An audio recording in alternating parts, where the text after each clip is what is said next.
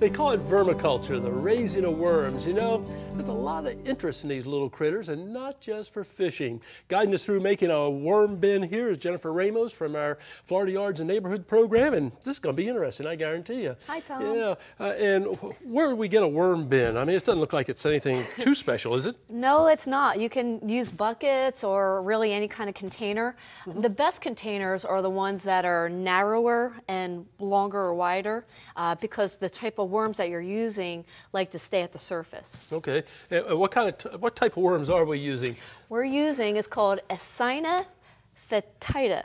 It's a red wiggler or a red composting worm or manure worms. Wow, that sounds like it's from Harry Potter or something like that. It's like that spell that you're casting out there. Okay, so this is the basics for the worm bin, I guess. Now, what do we do?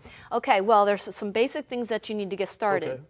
Okay. One, you're going to need two bins and a lid. Okay. You're going to need a drill here with an 1/8 inch bit. Okay. Not a really big bit, okay? No, it's not.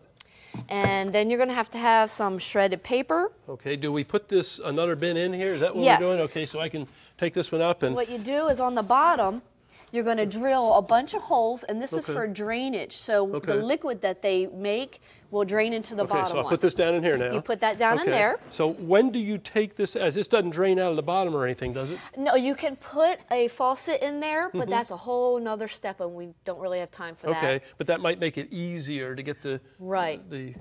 A lot of people, or whatever you call it. A lot of people tend to put a brick on the bottom of this container to help elevate yeah, this because one. I was just thinking this is going to be kind of tight and kind of hard to get apart after a while. It's really tight right now, yeah. And then for the lid, you want to create air holes. So you have a whole bunch of different air holes in the lid. Boy, you're good at drilling holes, aren't you? Wow. I'm good with those products.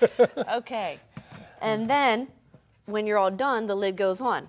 But now we're going to show you what goes in the worm bin. Okay, let's go for it. Now, you're going to take your shredded paper, and with that water over there, okay, got it. You're going to wet this paper. Okay, I think I can do that. Go ahead. There we go. We'll put it all on the top there. You put a lot on or just a little bit? What you want to do is you want to have it the consistency of a wrung out sponge. Okay. So it's really nice and damp. Ooh, yeah. And that's what you're going to throw in the worm bin. Okay, so I'm getting it real good. So you can see what I'm doing right there. There it is, nice and kind of wet and Stuck together. Fun. Is it okay for it to be stuck together? Oh yeah, you want it stuck together. You want it nice and moist. Oh, I got that nice and moist. Okay, so you can dump it in. Dump it in, and you want to make sure you have enough bedding to cover the bottom. Okay, so I probably need more than that. Yeah, you're going to need a lot more than that. How high up on the side would you come?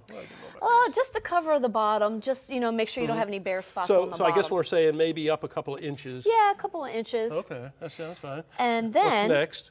You're going to have to feed them. Okay. They like kitchen scraps. This is a great way to reduce your kitchen scraps, and the compost that you get out of it, you can put in your garden. It makes great vegetables. You can put it on your fruit trees, your ornamentals. Plants love it. Okay, so we put... There's your lunch, okay. That's my part of my lunch there. Vegetables, fruit.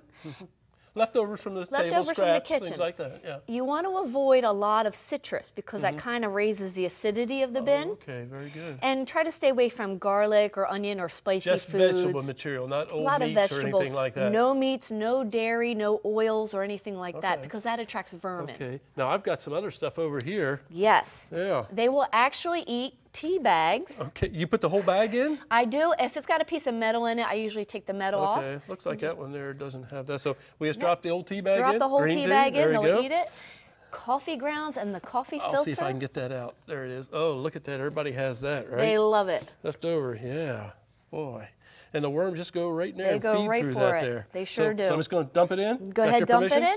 Okay, good. Got that done. And then when you have your scraps, you want to try and cover it with some more shredded paper. You always want to cover the food that you put in. You can also take some newspaper or a piece of cardboard. You can actually get it nice and damp. And then make sure it covers the food scraps like that, and it'll help to keep fruit flies out. We got to move along. When do we put the worms in?